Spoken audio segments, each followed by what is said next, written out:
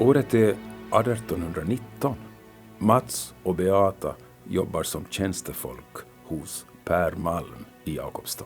Och nu ska det komma riktigt fint främmande. Tsar Alexander den förste ska besöka det Malmska huset. Beata dammar av det sista på den fina skänken i mottagningsrummet. Mats rör sig mellan matsalen och serveringsrummet. Teet, som ett av de malmska handelsskeppen tagit med sig från senaste handelsresan till England, kommer snart att serveras åt tsar Alexander den förste i mottagningsrummet. Redan under medeltiden höll kronan fast vid att handel skulle bedrivas endast i städer. Det här var ett problem i norra delen av landet där det i princip inte fanns några städer norr om Björneborg och Gävle. Bondeseglationen på Stockholm med egna varor ville man inte hindra eftersom den betydde mycket för huvudstadens och Mälardalens försörjning. Kronan hade ett stort intresse av handeln av två orsaker. Dels för beskattningen, dels för att förbereda grundandet av flera städer i riket där övervakad handel kunde göras. Handel skedde förstås redan på dessa orter, men kronan kunde inte kontrollera vad som såldes och inte heller vara säkra på att få skatt på varorna. Det här löste staten genom att grunda städer med stapelrättigheter och hamntullar.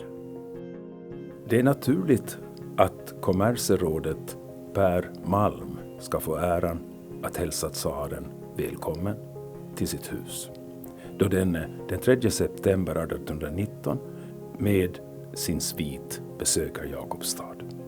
Redan vid lantdagen i Borgå, där Malm hade företrätt sin hemstad och Nykarleby, hade han varit i tillfälle att se den populära kejsaren. Nu tar han emot honom vid sin port och ledsagar honom in till sitt hem till det väntade tebordet. När tsarens besök lider mot sitt slut ser Beata hur tsaren överräcker ett glittrande halsband åt Pers dotter Karolina. Då Per Malm år 1790 började sin verksamhet som självständig köpman och redare i Jakobstad bedrev han flitigt frakt, dels med egna fartyg, dels med sådana som han ägde tillsammans med sina bröder och andra köpmän.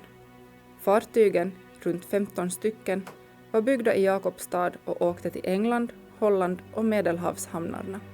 Tillsammans med sin svåger Adolf Lindskog konkurrerade Malm om att vara Jakobstads rikaste köpman. Under 1820-talet drabbades landet av ekonomisk depression. Handeln avstannade och vid sin död 1827 var Per Malm nästan ruinerad. Man kan säga att han hade otur då han kom att dö under ekonomiskt svåra tider. Den äldsta sonen Peter övertog handels- och rederirörelsen i Jakobstad. Han kom senare under 1800-talet att bli landets rikaste man. Historien om tsar Alexanders besök i det Malmska huset är sann och får här berätta för oss om hur det rika och mäktiga borgarståndet i Österbotten levde. Naturligtvis är tsarens besök något ovanligt, men glamouren och rikedomarna som byggts upp genom sjöfartens förtjänst återspeglas hos borgarna i alla österbottniska kuststäder på den här tiden. I något mer än en timme besökte kejsaren det Malmska hemmet. Konversationen rörde sig kring stadens handel och sjöfart och om Malms familjeförhållanden. Per Malms andra hustru, Brita Maria Ros, hade dött 3 månader tidigare, men den 14-åriga dottern Karolina och brorsdottern Matilda uppträdde som värdinnor. Kommersrådet skall ha berättat att den äldsta sonen Peter praktiserade på ett handelshus i England och att dottern vistades i Stockholm. Enligt traditionen ska då kejsaren 2 gånger ha sagt varför icke i Petersburg. När kejsaren tog avsked kysste han Karolina på pannan och skänkte henne ett halssmycke prytt med ädelstenar. Kejsarbesöket väckte uppmärksamhet och kommenterades både när och fjärran. En kvinna av folket skrev till Karolina Malms ära en dikt. Hon var en jungfru, ren och klar, som nåd för kejsaren funnit har. En ädelsten hon av honom fick, därav hon lever i gott skick. I Björneborg sades det att kejsaren inte varit riktigt belåten med den lyx som fanns i det Malmska hemmet. De utländska kakelugnarna och mahognymöblerna hade stuckit honom med ögonen och tycktes honom föga lämpliga för ägarens stånd. Historien må vara sann eller inte, men den visar i varje fall att man långt från Jakobstad kände till vilket dyrbart hem Per Malm hade inrett för sig och sin familj.